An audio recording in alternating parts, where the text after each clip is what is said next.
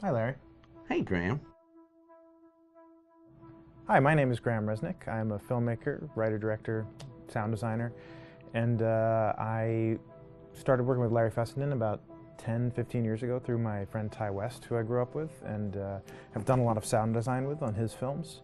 And he was producing Ty's films at the time, and Ty introduced me to Larry. Larry produced my first feature, and we've written together on several projects. My name is Larry Fessenden. I'm a filmmaker. I run Glass Eye Pix, which is an independent production company out of New York. We make indie movies, a lot of scary movies as well. I got a call to audition to write this video game. And I called my pal Graham Resnick because Graham's a gamer. And while I thought I could offer something to the idea of writing this multi-branching story, I knew that I would want Graham's expertise as a lover of gameplay, since I guess games were started. So and just as a lover. And as a lover, yes. Which is why there's so many sex jokes in the game. There was one Italian website that did say the Larry Fessenden right. and Graham Resnick, the two lovers behind Until Dawn. Come here. Maybe I know how to handle you too. I am definitely ready to be handled. So I wanted Graham by my side. Yeah, and we got the gig, and it's been an amazing ride. Oh, hell yeah. Oh my god, she's taking her shirt off. What? Oh my god! Matt, what are you doing here?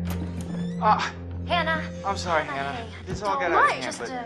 So in the game, the basic setup is that a year prior to the game's start, all these kids had gone up to a ski lodge that was owned by the parents of one of the kids, or a couple of the kids, and some of the teenagers played a prank on some of the other teenagers, and the terrible tragedy occurred when a few of them, two sisters, ran out into a blizzard, and were never seen from again.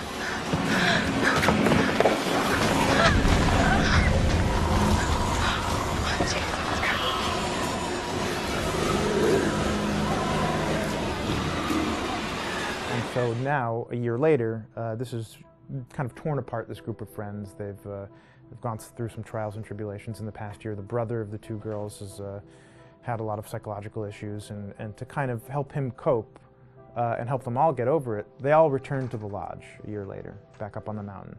And the idea is to get over it, but... the healing does not begin. Yeah, and these kids are all trying to find themselves. They've been through a trauma, but in general, they're just teenagers trying to figure out who they are. So they're all kind of falling into the patterns, the stereotypes, the characters they see on TV and in the movies. I think we were very interested in taking genre tropes and kind of making them sort of refresh them.